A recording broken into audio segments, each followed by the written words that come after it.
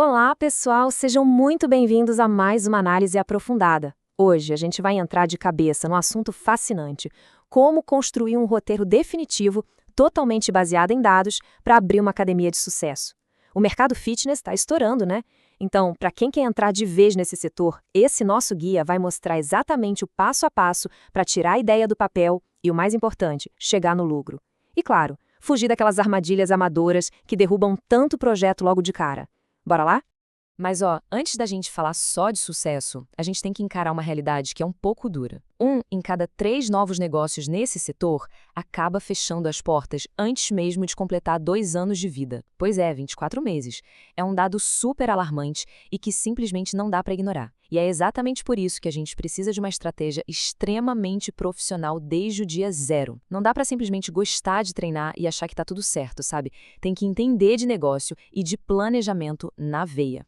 E o nosso mapa de hoje vai passar pelos seguintes pontos. Primeiro, o real cenário fitness. Depois, planejamento e estrutura inicial. Em terceiro, operação, equipe e tecnologia. Quarto, captação e retenção financeira. E por fim, os 5 erros fatais. Então vamos começar pela parte 1, o real cenário fitness. A gente vive um baita paradoxo hoje em dia. O Brasil é, nada mais nada menos, que o segundo maior mercado fitness do mundo. São mais de 35 mil academias ativas e um público que cresceu absurdos 40% no período pós-pandemia. Ou seja, a expectativa de todo mundo é de sucesso garantido, certo?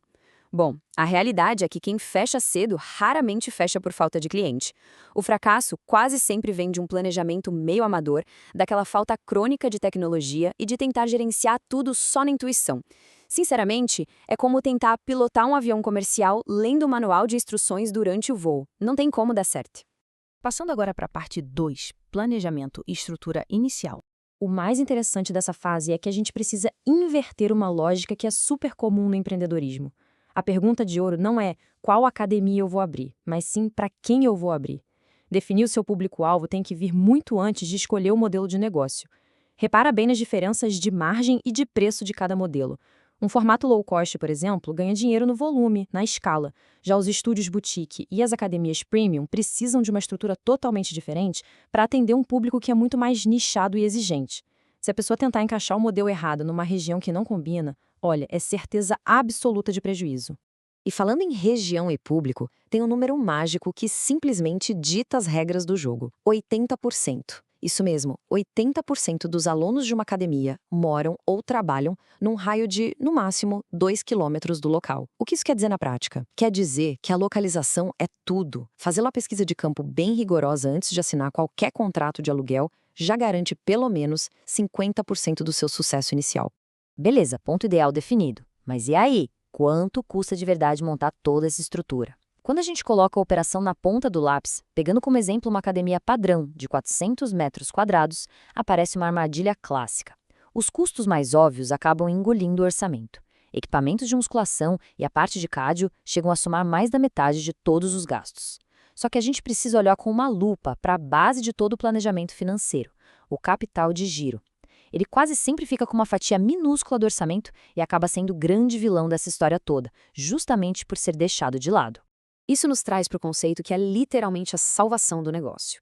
Gente, capital de giro não é luxo, não é um dinheirinho extra para se ter na conta, é o caixa estritamente necessário para manter a sua academia rodando por, no mínimo, 6 meses sem depender da entrada de um único centavo de receita. Se a gente pensar que o ponto de equilíbrio de uma nova operação costuma demorar entre 8 e 14 meses para chegar, ter essa reserva financeira não é opcional, é um pré-requisito irrefutável. E vamos para o nosso terceiro tópico: operação, equipe e tecnologia. Nenhuma operação funciona direito sem o toque humano, né? Ter a equipe certa muda simplesmente tudo. E dentro dessa estrutura que a gente considera enxuta e ideal, tem uma peça que é totalmente estratégica e vale ouro: o coordenador técnico. Subestimar a contratação dessa pessoa é um erro caríssimo, porque é justamente esse profissional quem vai padronizar o atendimento da sua academia, liderar os professores e, no fim do dia, é ele quem gera o maior retorno sobre o investimento, garantindo que os alunos continuem treinando lá no longo prazo. E, claro, rodando em paralelo com a sua equipe, a gente tem todo aquele ecossistema tecnológico e legal. Óbvio que você precisa dos registros essenciais, como o CNPJ e o CREF. Mas o grande pulo do gato aqui é abandonar de vez aquela ideia antiga de ter só um sisteminha básico no balcão que mal serve para emitir recibo. Uma operação moderna exige uma plataforma de gestão de verdade. Pensa num ERP robusto, conectado com os aplicativos de treino dos alunos e também com controle físico das catracas. O software tem que ser de fato o cérebro do seu negócio. Ponto 4 da nossa análise: captação e retenção financeira. O tamanho do problema que a gente tem no Brasil é de assustar. A taxa média de evasão anual, o famoso churn, é de implacáveis 30%. É muita coisa. Sabe, não adianta absolutamente nada você gastar rios de dinheiro com marketing para lotar a recepção de aluno novo se a porta dos fundos estiver lá totalmente escancarada.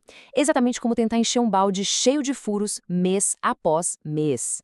E sabe o que é interessante? A própria matemática de negócios prova onde o seu foco financeiro deve estar de verdade. Manter um aluno que já está matriculado e que já frequenta o seu espaço chega a ser 5 vezes mais barato do que tentar caçar um cliente totalmente novo no mercado. Esforço de captação é essencial, com certeza, mas reter a galera que já está dentro de casa é uma estratégia infinitamente mais inteligente e muito, muito mais rentável.